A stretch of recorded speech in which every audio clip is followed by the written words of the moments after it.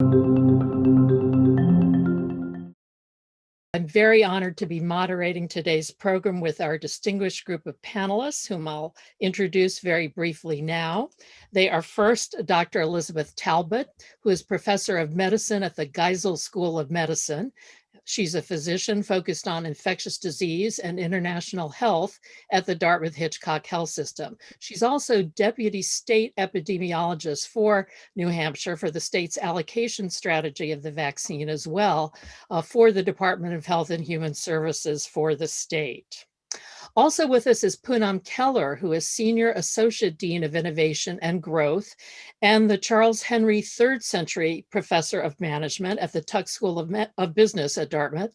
She's an expert in behavior change and cause marketing, and those are skills obviously that are very important and very topical in the context of creating acceptance of vaccines. We're also very happy to be joined by Dr. Gregory Johnson, who's a member of Dartmouth's class of 1994. He's also Chief Medical Officer at Sound Physicians in Houston, Texas. That's an organization of more than 4,000 clinicians in 45 states, and it's taken care of more than 5% of all the hospitalized COVID patients in the country. He's has a particular focus on health equity. He's also a clinical associate professor in the departments of internal medicine and family medicine at the University of Texas Health Science Center, also in Houston. And finally, we welcome Lindsay Lininger, who is the clinical professor of business administration at the Tuck School of Business. She's also a public health educator and a researcher focused on health data analytics and data-driven health policy. Her primary focus is teaching and translating quantitative methods to healthcare leaders. And at Tuck, she teaches courses at the intersection of health analytics, public health, and the healthcare sector. She also leads the self-described Nerdy Girls group of women researchers and clinicians who created the website, Facebook page, and outreach effort known as Dear Pandemic, which I hope we'll hear more about later on today. Before we get our discussion started, I'm going to run through a few housekeeping items. First of all, we want this session to be very interactive, and we're going to do our best to respond to as many of your questions as we can. So please submit those questions through the Q&A button on your screen. It's at the bottom of the webinar window. If you see a question that has already come in that you're interested in, please vote up that question to make sure it rises to the top. Also, please use the chat box to let us know of any technical challenges that you might experience during today's program, and we'll try to handle those. The webinar is being recorded and will be made available to all attendees after today's session. And at the conclusion of the program, you'll receive a short survey. Please do take a minute to provide your feedback that will help us shape future programming. Well, as is well known by now, vaccine skepticism overall has been growing in recent years due to misinformation about vaccines, disinformation about vaccines, and of course to persistent inequities in healthcare that have led to a lot of mistrust of the healthcare system in certain communities. And according to recent polls, about 3 in 5 Americans say they will get the COVID vaccine. That's up from about half of all Americans who said so a few months ago. Still, though, about 2 in 5 Americans say they probably or definitely will not get the vaccine. Although it's also the case that about half of those people say they might get vaccinated and they might change their minds as more people become vaccinated and we get more clarity around the safety profile they believe of the vaccines. So the bottom line is that even if just 1 in 5 Americans ultimately reject the vaccine, that's dangerous. It's far from certain just what level of vaccination is going to yield so-called herd immunity. We may talk about that concept later. And another reason, of course, is that lack of vaccine acceptance could fuel more transmission of the virus and the advent of new viral variants like the ones that are now emerging. So a very dangerous potential indeed. to kick off today's discussion on the topic of vaccine hesitancy and communication and how we can address these issues of misinformation, disinformation, and just overall mistrust and skepticism, I want to start by bringing up two polling questions for all of you in the audience to answer. So first of all, as you see here, we're asking of all the people who are offered the vaccines in the United States, what proportion will forego them due to skepticism or fear or other issues? So please go ahead and vote now on that one. We're also going to ask you this second question. Do you have confidence yourself in the COVID-19 vaccine? And when offered it, will you take it? And you can see the various options there now that, yes, I've got confidence, I'm going to take it. I have confidence, but I don't plan to take the vaccine. I don't have any confidence in the vaccine and I won't be taking it. Or the final option, I don't have confidence in the vaccine, but I'm going to take it anyway. So a few options for you all there to choose from. So I think we'll just give it a second and see what this tally amounts to.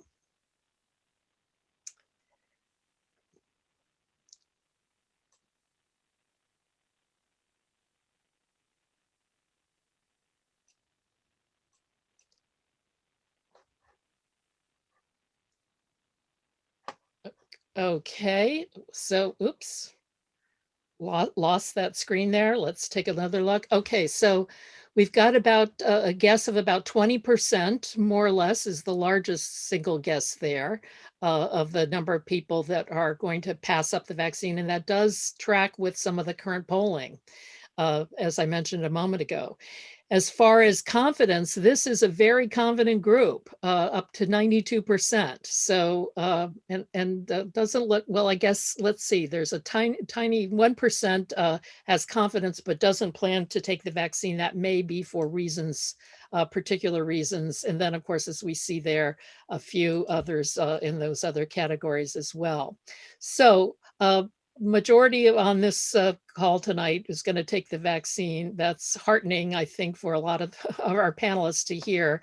We'll talk more about some of the reasons why others don't feel quite that soundly about it. All right, so we're going to move now to our discussion. And Elizabeth Talbot, I'm going to begin with you. As we mentioned, you lead the vaccine allocation strategy in New Hampshire. How is that strategy going? And in particular, what are you seeing in terms of vaccine hesitancy and resistance within the state? And are you seeing any of the very highly organized efforts that are underway in some places to raise concerns about the vaccine? Thank you for an opportunity to kick this off. Thanks for asking around the New Hampshire COVID vaccine campaign.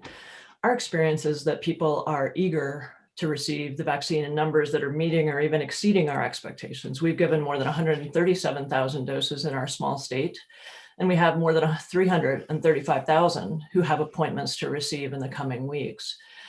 During this process, I've absolutely witnessed the full spectrum of postures toward these COVID vaccines.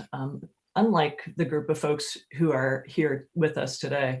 On the one end of the spectrum, I think the biggest group are those who are reasonably or even appropriately cautious. They have good questions about the vaccine's development and what we know about safety.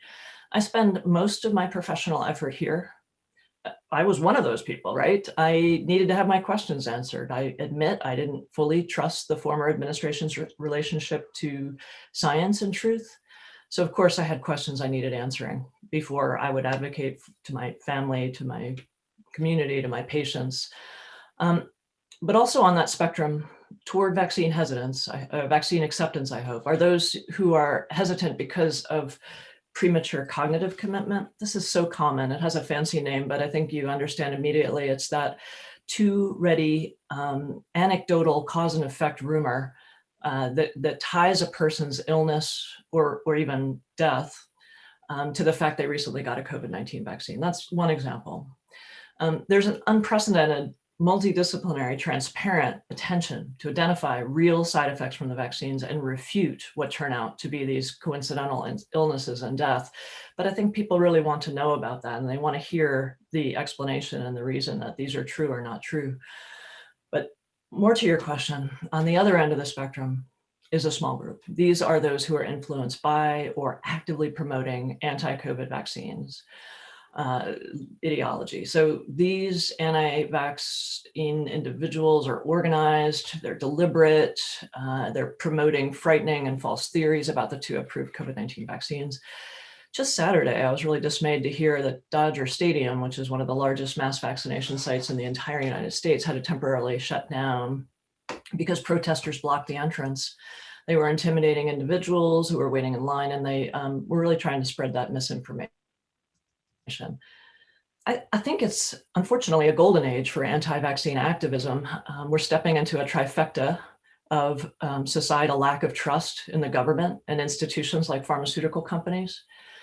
We're also seeing amplification by tech platforms and social media. And there's a tremendous pervasive fear as we struggle against the real enemy, the worst global infectious disease emergency in 100 years. The big lie, highly specific conspiracy theories allege intent to harm us through these vaccines. I myself have laughed about the idea of Bill Gates somehow getting mind-controlling microchips into the vaccines, or that vaccines were designed to cause infertility or somehow alter our DNA. Some seem frankly ridiculous, but I take everyone seriously because I see how they can move some people along that spectrum away from vaccine acceptance. So those are some initial impressions I'm seeing in our less than 1 month of rolling out our vaccine campaign here in New Hampshire. So thank you, Elizabeth. As you said, really the full spectrum. So Poonam, let's go to you. As an expert in social marketing, what are you doing at the moment in your work to curb vaccine hesitancy and some of these other factors that we've just discussed, including militant vaccine, anti-vax efforts to convince others not to take the vaccine and do things like protest at Dodger Stadium? Thank you for including me, Susan, and for those questions. I want to start off by just describing the difference between a health educator and a social health marketer, because it will inform my perspective as well as some of the work I'm doing and the solutions I'm recommending. As you heard in the introductions, my colleague Lindsay Lininger is also on the panel and is a public health educator. And I often play both roles, but I'm definitely more experienced in social marketing. So the difference is actually first in perspective. Health educators typically start off with based on their science and their training. I know what's good for you. Let me tell you what's good for you. And once you understand what's good for you, let me urge you to act in your best interest, self-interest. And I would say social marketers are almost at the other end of the continuum, where they almost assume that what they're about to tell people is not going to fly. So it's almost like, without even saying it, in your mind, you're saying, I don't think you're going to like what I'm going to tell you. So you start off with, what do you think of this idea? Why don't you like this idea? What are some of the compliance barriers? And we've already heard from our first panelists, about so many of these barriers. And what can give us some advice on how to help others like you change their mind about this idea? And it's really those compliance barriers more than even the benefits that for a social marketer are the golden nuggets, and the perspective of the audience is so key in helping us design what I'm going to call a marketing plan that involves what kind of product. And I know we're going to talk about vaccines here, but there are many other products that are very, very helpful to deal with this pandemic. There's masks. We just heard yesterday, and some of us who've been doing this for a while knew about this a couple of weeks ago. Free, not free, but I'm hoping it's going to be free, home testing kit that you can get your results without sending data to a lab within 15 minutes on your app, hopefully pretty accurately, as has been tested. And also, the price, not just so much of the the actual cost of getting a test, but more broadly in terms of costs associated with cost to identity, to cost to convenience, having to, not go to work, the emotional toll on getting tested and getting the vaccine. So we tend to think of it pretty broadly.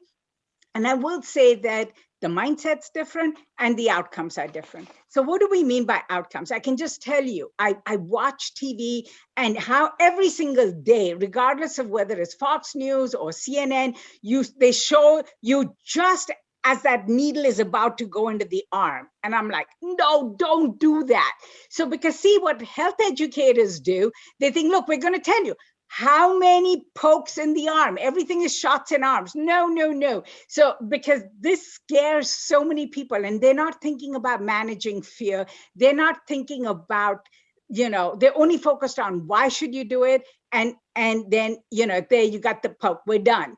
And social marketers are thinking more about barriers. So if I had to redesign a campaign, and I'll stop here, is I would use an acronym like BRACED. Okay, here's how you get your shot, and just show happy people, they're all done with a little Band-Aid on them. I got my CDC, COVID vaccine. And BRACED would be things like, breathe and relax and adjust yourself and cough and exhale and distract yourself during and afterwards, while you're waiting for the shot and during the shot.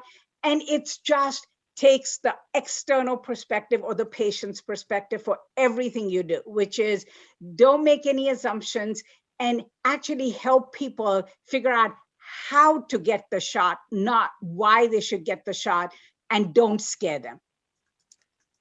Fascinating, fascinating. And I hope you'll come back and tell us how well it works. I assume it works, but you could give us more insight as to how. So Greg, I want to come to you next. Given your focus on health equity, you are well aware that Black Americans are decidedly less inclined to get vaccinated than other racial and ethnic groups. Again, according to the recent polls, just 2 out of 5 Black Americans say they're going to get vaccinated.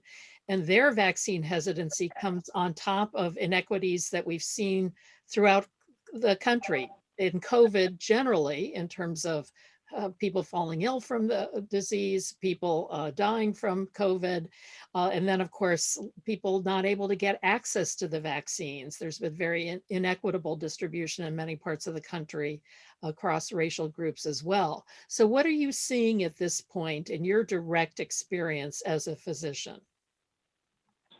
Well, thank you, Susan, and thank you in general for inviting me to attend. I think what we're seeing is what we've heard from Dr. Talbot earlier, which is that first and foremost, there is a form of hesitancy, and that hesitancy isn't necessarily coming from the anti-vax movement.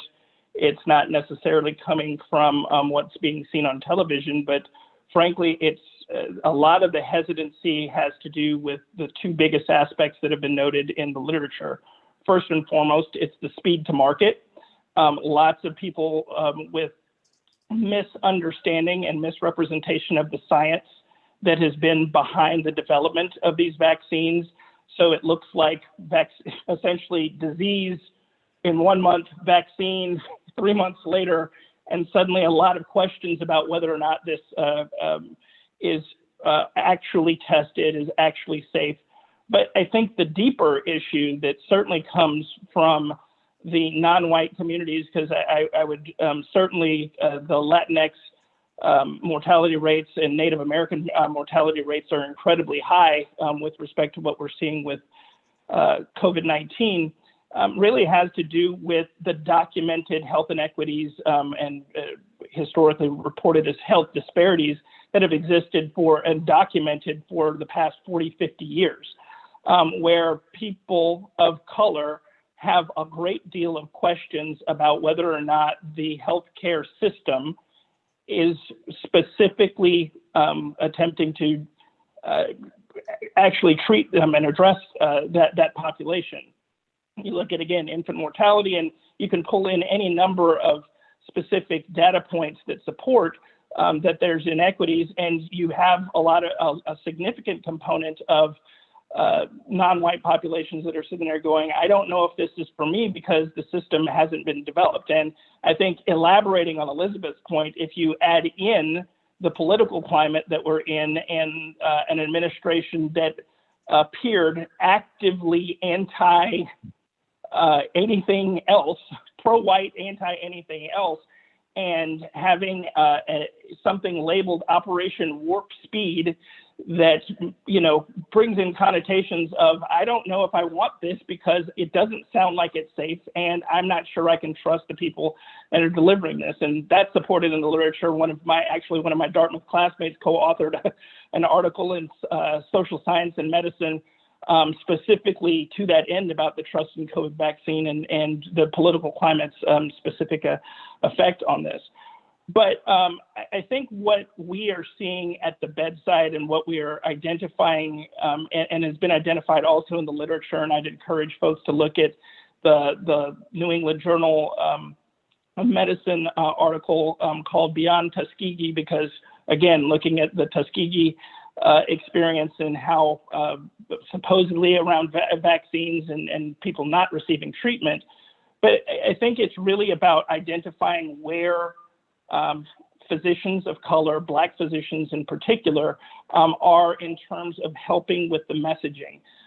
Most of the data is showing that the more that we can engage directly with our patients, and quite honestly, as a clinician, despite the vast number of COVID patients we're seeing, slow down and explain to folks, that has been critical in terms of engaging.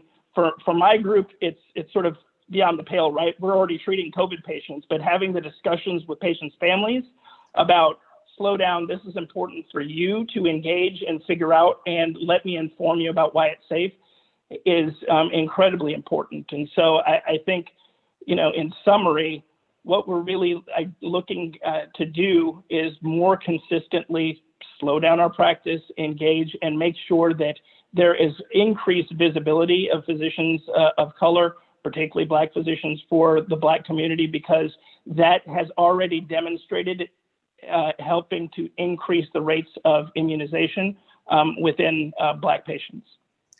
Well, that's excellent news, and thank you for your efforts in getting the word out in such an important fashion. Lindsay, let's go to you next. Your Nerdy Girls group, as you have named it, and your Dear Pandemic efforts really have addressed multiple aspects of COVID, including the importance of mask wearing. But what in particular have you been doing on the topic of vaccines and vaccine hesitancy? So before I talk about vaccines specifically, I actually want to talk about the origins of the phrase Nerdy Girls. So this is a brand that actually was given to us, Susan. Okay, not so we are an all-female team of a dozen PhD and MD female scientists. And we got our start by answering our friends and family's questions about COVID on Facebook. And we thought we'd be doing this for 2 weeks back when the country locked down. And we thought it would be more efficient to answer all of our network's questions together on Facebook for a couple weeks, and then we'd all be done with this. And lo and behold, here we are. And one of our early community members said, you know what? This information is so overwhelming and so confusing. I'm just gonna listen to those nerdy girls during the pandemic. And the name has stuck. And I think that the name is very telling about our brand. And we are doing so much around vaccines. So we are amplifying voices like Greg's. We are showcasing sheroes of the pandemic, like Elizabeth and other women leaders in government and in medicine. And I'm trying to get smarter about not being a public health scold from people like Poonam. Nobody likes a public health scold, right? Like tisk tisk. So, you know, we're trying to draw on all of these strategies to be a steadfast source of trust for our community. And we're now about 65,000 followers strong on Facebook, and we have 10,000 followers on Instagram. And there's a few things I've learned about this, and that really is our target right now with vaccine information. And the first is that trust is wildly fragmented. We are now living in an information ecosystem where that trust that existed with Walter Cronkite back in the day, still there. It's just shattered in a million pieces across a million different places on the internet. Also, uncertainty is a horrible crucible on our decision-making. So Poonam and her fellow cognitive scientists have really eloquently shown us for decades now that our brains are bad on uncertainty. So if you take this fragmented trust and you put that with the crucible of uncertainty and misinformation, you have a perfect playground for vaccine or other mythology to go almost unchecked. So in my experience, I think our take right now as nerdy girls is it is going to take a grassroots army of people like Greg, like Elizabeth, like Poonam, like Susan. It is going to take every single one of us because all trust is local. And so you can think about personal connection being the one thing that supersedes partisan divide. You can think about that conversation between the school nurse and the mother with justified nervousness. You can think about Greg talking with his patient at the bedside and Elizabeth reassuring people in New Hampshire. And then you can think about all the young people who love slick marketing campaigns on TikTok, right? So I think my whole thing, and I believe, Poonam, please correct me if I'm wrong, what I've been told is that this is a micro influencer strategy. So I have a little bit of a purpose here talking with y'all. I hope everyone, all of you Dartmouth stakeholders who know and are confident about the vaccines, feel empowered to go be a micro influencer in your own local place and space, because it really is truly going to take all of us. It will take more than a village, obviously. Yes. Great. Well, thanks to all of you for those opening questions and comments. And we've already gotten a lot of questions that have come in from our group here. So let's start working our way through some of these, and then I'll have some other questions to address to you all as well. So one of our questioners has written, what can I say to friends and relatives who are skeptical of vaccines because they were approved too quickly, that there isn't any data on long-term side effects? Greg, let's go to you on that because you addressed that, the concern about the phrase warp speed and how that seemed to imply things got rushed through. You've addressed, what about this lack of data on long-term side effects and even frankly, lack of data applying to some particular groups of individuals like pregnant women who were left out of the original phase 3 clinical trials? Right. So I think that there are two things that you have to consider when thinking about engaging folks that aren't immersed in the science like I am and like many others are, because the first, and again, it was from a Scientific American article about specifically about vaccine hesitancy. The first aspect that you have to do is take the moment to listen. I think Lindsay was sitting there shaking her finger about nobody wants to be scolded. And unfortunately, I think, when we're sitting there going, hey, you haven't been vaccinated yet, and suddenly there's some shame associated with that. I know in engaging with non-clinical people, the first thing I want to do is listen to them and then restate what I know as the truth. And what I know as the truth is, first off, the development wasn't rushed. This has been based in science that occurred from 2 prior epidemics and pandemics. If you consider this is SARS-CoV-2, there was a SARS-CoV-1 that was several years ago. There was MERS that occurred, and there was vaccine development focused on mRNA vaccines that has occurred, quite honestly, in like the Clinton administration. So if you want to eliminate the existing concerns, this is, decades before. All that has been done, I say that, I couldn't do it, I admire the scientists who have, is to introduce a specific line of mRNA to develop proteins to attack the virus and help to protect us. So we're really, if you look at the typical timeline of a vaccine, the biggest component of it is that 10-year gap in terms of looking for safety, which historically occurs, has happened. What just occurred now is identifying the mRNA and having it introduced. And that is why certainly as a clinician, I feel much more confident about what has been introduced and what is out there. The second piece, and then I'll certainly will stop talking and allow others to contribute, but the second piece that I always want to understand is, people are like, well, what about the long-term implications? We don't have 5-year, we don't have 10-year studies. And I think if you're looking, again, at the history of vaccines, and we have Elizabeth, who is an infectious disease expert, vaccines, like in general, are safe. If you look at them across what, we've been introducing them to our children at birth, most of us, not all of us, but the simple fact of the matter is the science has been tested and repeated numerous times. And we should have a lot of confidence in the fact that that process continues with the vaccines that we have available. Great. Thank you, Greg.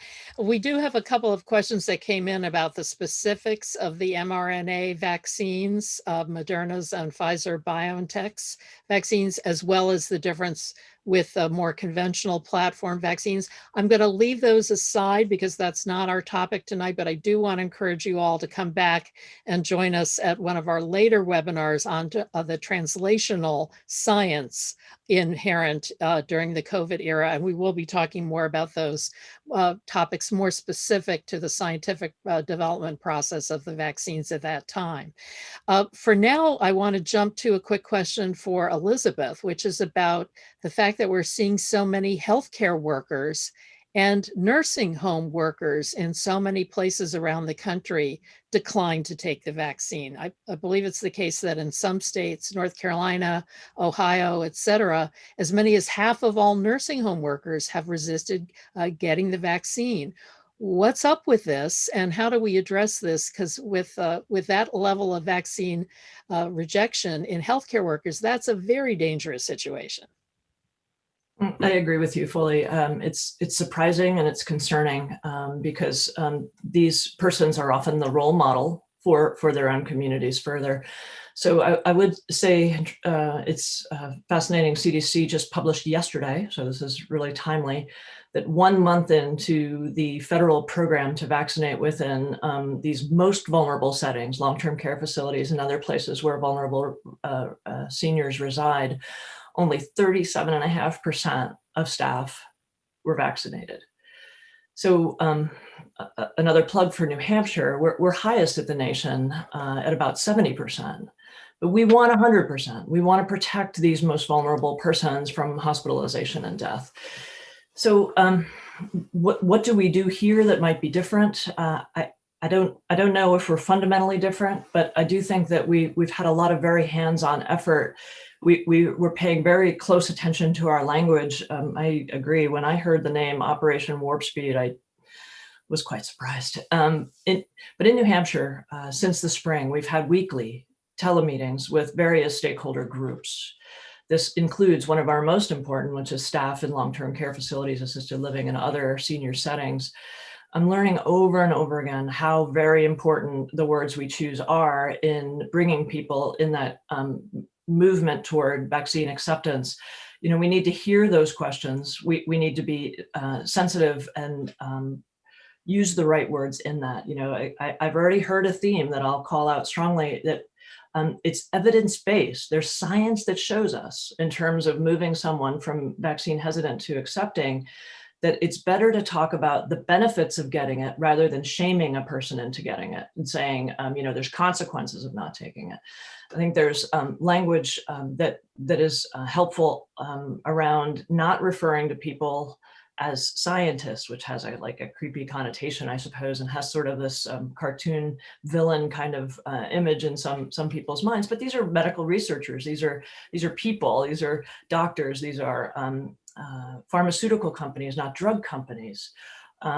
We talk about a transparent, rigorous process that's brought these vaccines to us, just in the way you've heard already. We don't, again, shame people by talking about how much taxpayer dollars have been spent. It's safety, not security. Advanced and groundbreaking turns out to be better than saying historic. because indeed, historic has the sense of maybe it's really old, maybe it's not so good, but it's advanced, it's groundbreaking. And I think even how we refer to people in this arena on this spectrum is really important. People are skeptical, they have concerns, they have questions. They're not misled, confused, like some of those negative accusatory. So knowing your audience, finding what their questions are, being willing to grapple together in a transparent way, I think can really help some of our most important populations, like our seniors and like those people who take care of them, move toward vaccine acceptance. So those are some initial comments about that. Yeah. Very helpful. So the word choice, language choice is very important here, as you underscored. Poonam, I want to address a variation of that question to you.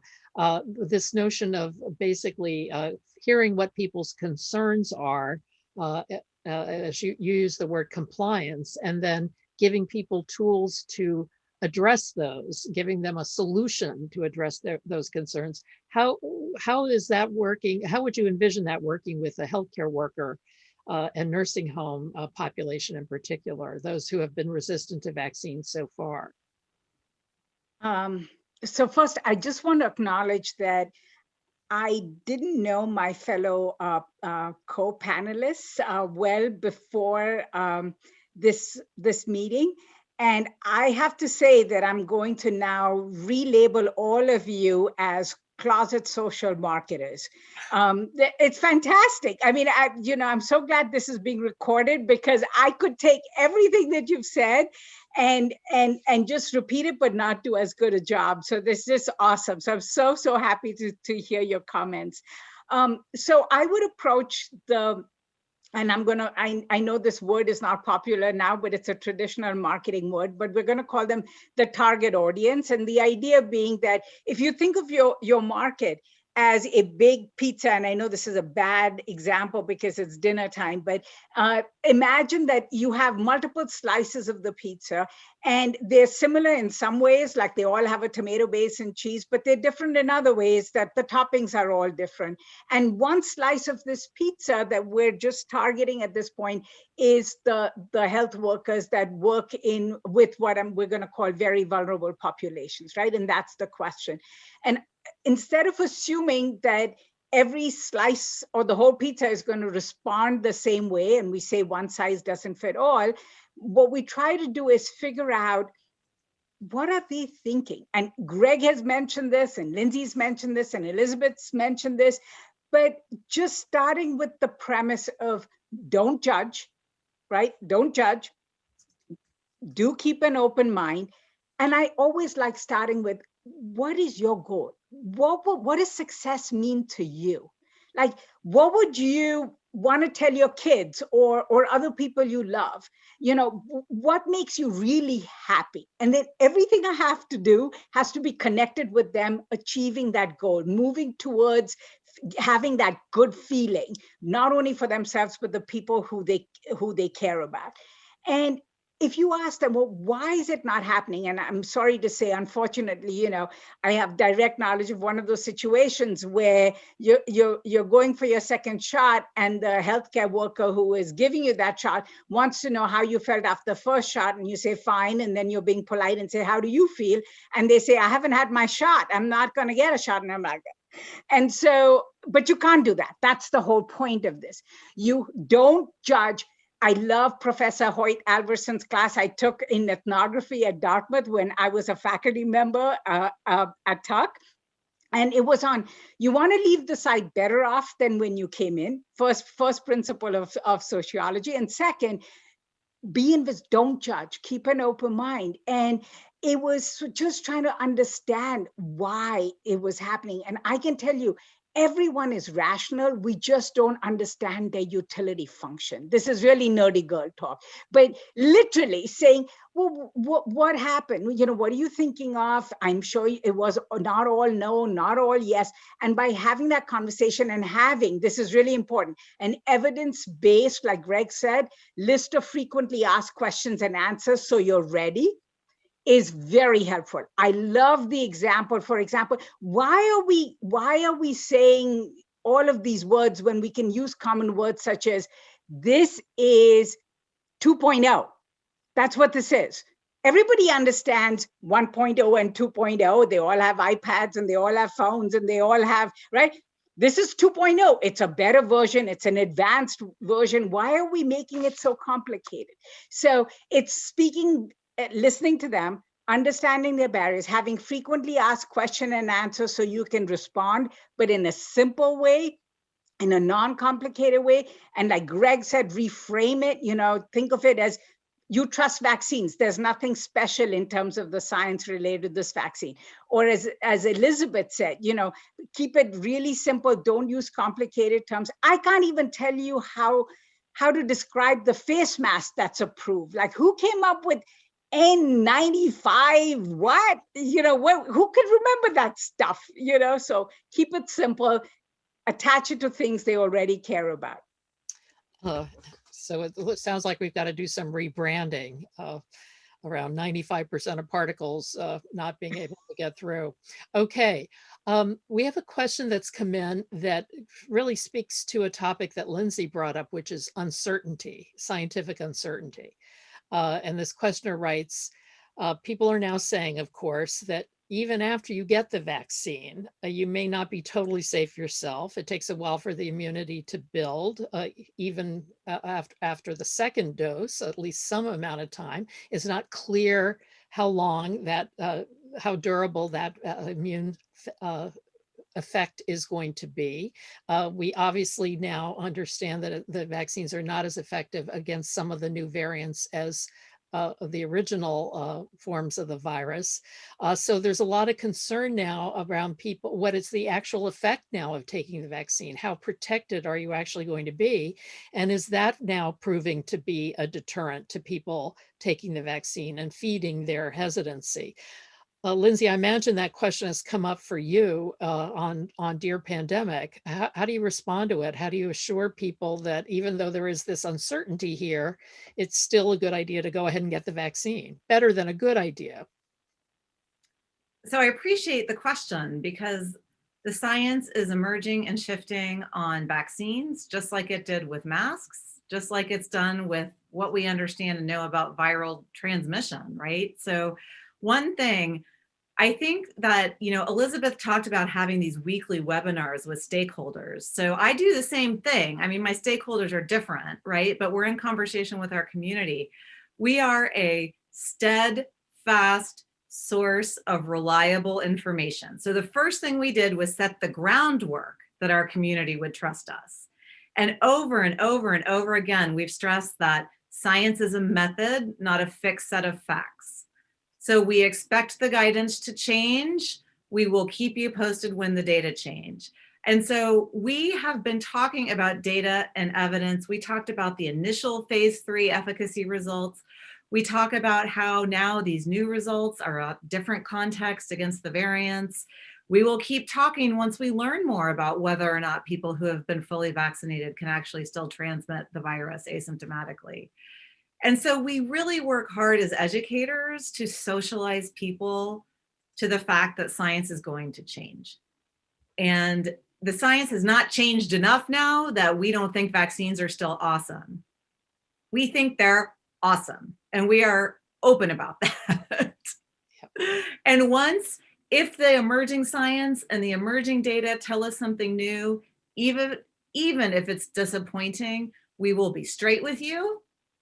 We will tell you when we got it wrong, and we will not judge. And we are steadfast. And I think the steadfast relationship is what's important. So it can be Greg as a physician and a patient. It can be Elizabeth with the stakeholders across the state, right? It can be Poonam, all of us as micro-influencers, right? Just knowing that people can come to us. So as the vaccine data keep emerging, they know that they can trust us, and we'll stay with them. Susan, can I just add one thing? I just say, just like you do with your financial decisions, you don't put all your eggs in one basket. And the way to deal with uncertainty is to have a portfolio of actions. And so, In this case, don't just rely, do all the things that are recommended, right? It's not just the vaccine, it's the social distancing, it's the hand washing, it's the mask wear, right? Do it all, because together that will improve the certainty in more ways than any one thing can. Yep, absolutely. So I want to come back to Greg with a question that really speaks to how we talk to people of color, as you mentioned earlier, and alleviate some of their concerns. And let me get this question back up because its screen has jumped ahead a bit here. In fact, Greg, as you talked about, it's very important to meet people where they are. You all have talked about that. We've talked about be careful choice of language. But another factor is this, what you all have referenced, the Tuskegee Effect. The fact that racial groups have felt systematically discriminated against and in fact harmed, badly harmed in some cases, by the healthcare profession. And how deeply rooted some of that mistrust is. How have you found it, Greg, it possible to work past that level of deep mistrust, in addition to addressing some of the other concerns that people have about the vaccine? Well, it's an excellent question, Susan, and there's obviously no one direct answer. I refer back to the point of view article, if anybody's interested in reading more about it, again, called Beyond Tuskegee, from Samar Bajaj and Dr.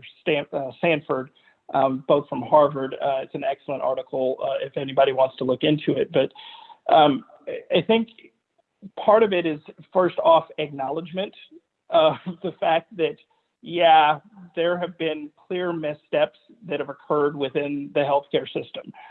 Because I think, to the point, if you're really having an individual conversation with somebody, and yes, I've had a number of people text and email me saying, I think this is Tuskegee all over again. You have to acknowledge, yes, there have been clear failures, and you have to acknowledge them, and hopefully people understand. Certainly with Tuskegee, there was an apology that went out there that doesn't necessarily land with as many people, but you need to provide some very specific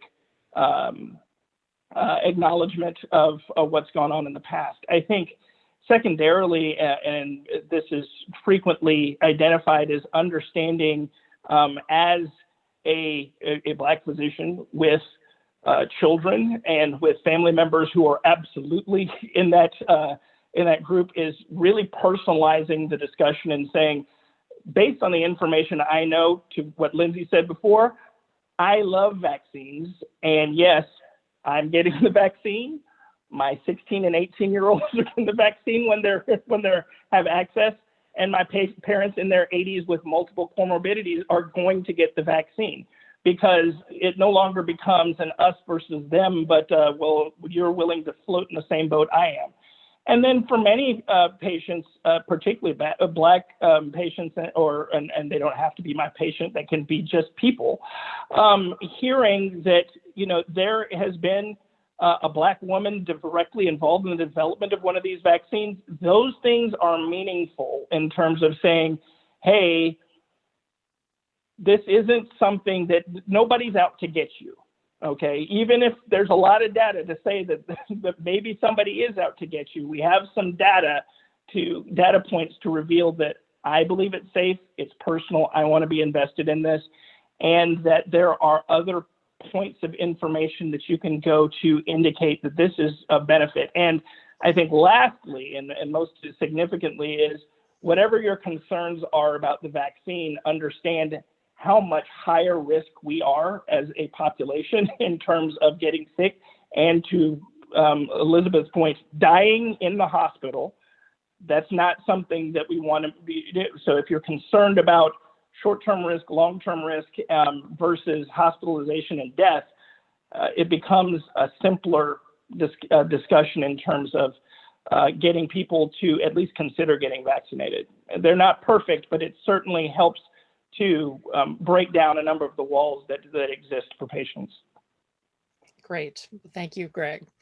So another questioner is directing a question to the essential workers, many of whom also have exhibited reluctance to get the vaccine. By no means all. We have many essential workers now who are furious in some states, like Florida, for example, where even though, according to CDC guidelines, many of them should be getting the vaccine now. In some instances, people 65 and older have been prioritized in some states over these essential workers. So we have a mixed picture, obviously, in terms of vaccine preferences among this group. But in the case where there are essential workers who are reluctant to get the vaccine, what advice would you give somebody who's in human resources in that sector to alleviate the fears and suspicions and actually encourage people to get the vaccine? And Lindsay and Poonam, maybe you could take a stab at that, but I also want to address that first to Elizabeth and see what you have found in New Hampshire in that situation. I'll start by saying that the federal guidance that has come out in many versions over these last months anticipating vaccine has also changed considerably. So this scramble to identify who in every jurisdiction is actually essential and would benefit from vaccine early has significantly changed. So that I think has been hard for folks. And I agree very wholeheartedly with the language that making sure you don't yourself prematurely commit to something. So in New Hampshire, we thought that essential workers would be prioritized in allocation, but it turns out our own state leadership is deciding to allocate first to those who have risk of hospitalization and death. So making sure that our talking points reflect that this has been a multi-disciplinary agency, internal, external to the state government process to bring us to this place on behalf of our own jurisdiction. With that, I believe that a lot of the same principles adhere, being able to convene folks and allow them to ask their questions and creating an environment where people aren't afraid to say, I heard about those microchips, what do you know? And me in turn needing to know, where did that come from? And why is that implausible? How can I help people overcome whatever they present? But just making sure that dialogue is immediately present and that I approach it with humility. Here's what I know today. I'm watching the science closely. I'll see how it emerges and get back to you if it changes. But here's what I know right now. And then, of course, as everybody knows, having trusted leaders within any agency, essential worker business, for example, get vaccinated is a very strong testimony to those who are somewhat hesitant, and they would likely be encouraged to move toward acceptance if they were to see that. Lindsay or Poonam, anything you want to add to that? I will amplify what Elizabeth just said. So I'm kind of a scrappy grassroots girl. So the first thing I would do is figure out who the influencers are among my workforce. And it's probably not me as the HR director. So I think it's important to have these open conversations, but I think I would quickly get my finger on the pulse of who the right messenger is and then try to empower them and inform them because they're going to know the right language. They're going to be trusted. So again, I really do see this as like a grassroots organizing campaign. And I think the right messenger is just as important as the right message. And I know I'm not the right messenger for many populations. So we partner with other people to help share the load and get the word out in lots of different voices. Indeed. And we did something similar. I'm going to use the flu shot example. Where this was for DHMC employees, right? So you could think of all of them as essential workers. And, before it became mandatory, unless you came up with the reason for why you shouldn't get it, you had to opt out of it. More than 30% were not getting even the flu shot. And this is definitely some years ago. And it was the same thing where we ran focus groups, open mind, asked them for all of their compliance barriers. What are some of the reasons you're not getting a flu shot? And then literally came up with posters for, here are some of the reasons why people aren't getting a flu shot, and here's why sort of those reasons aren't good reasons. And just in a broad stroke way, having them think of themselves as firewalls. it's not you. You can handle it. You know about medicine. You know about health. You know how to take care of yourself. But you're really the firewall, to protect those people who don't know how to do those things. Your patients, or the vulnerable communities that you take care of. And so it was just shifting the focus away from them to others that they care about, and not really making them feel vulnerable, but really focusing on the vulnerability of others and making them feel stronger. And this being a solution to making them feel stronger to protect those who are more vulnerable. So it really was actually nothing to do with them. So thank you. And I want to come back to Lindsay for a very important question here that has come in. Has anybody created a one-page cheat sheet that answers people's questions directly and succinctly? It seems this would be a necessary tool to enable a micro-influencer in particular. And we know, of course, that there are going to be thousands of pages of medical literature written about these vaccines eventually. But is there an existing tool that sort of crisply captures the key issues that we could refer people to? With respect to vaccines? With respect to vaccines seems to be the gist of the question. Yeah. I like the New York Times. They have some definition explainer. I also like the medical society's cheat sheets, the family docs especially, but I will defer to my fellow panelists. I'm going to say no. So from a layperson perspective, I wish that there was a CDC government science sanctioned page that said, okay, here's where 1 million of us in this trusted community have agreed that this is it, and you can all go to this and it'll be updated, as we get more information. I think it's really important. I haven't seen one yet. We do FAQs, and that stands for frequently asked questions. And that's true. When I get the question 17 times, it goes into our FAQ, and we try to have a standard answer that anybody could use. We have an army of people on the front lines of our phones at the health department, and they do need those cheat sheets. So I think they exist in some forms. We have a dedicated vaccine FAQ that tries to take on some of the, can I get COVID from the vaccine? Will I always test positive if I take the vaccine? So those questions exist. So, I'd like to represent the public health agencies that we're trying to keep up with that. And I don't know if they meet every audience, but I think they are somewhat available. Thank you for your work, Elizabeth. Mm-hmm. And well, thanks to all of you. Well, we've had a number of questions come in, very technical, important questions about specific aspects of the vaccine from a scientific perspective. And I regret we haven't been able to take those up. That really was not the topic of today's webinar, but we again do encourage you to come back to our future webinars in this series, where we will be discussing a little bit more of the science, if not even necessarily able to answer all of your questions about it. Let's just briefly summarize, though, what the ground that we have covered today. Clearly, COVID vaccine hesitancy is high in this country. And as we've heard, especially among certain racial and ethnic groups, particularly Black Americans, although it does appear that the picture is improving a bit as vaccines become more widespread and we see what actually happens in the aftermath of having a vaccine. The risks of vaccine hesitancy, as we've discussed, are real. And the benefits of the vaccines clearly overall outweigh any of the negatives. That is, Greg made that point very clearly. We've also heard that there are demonstrated and effective ways of reducing vaccine hesitancy.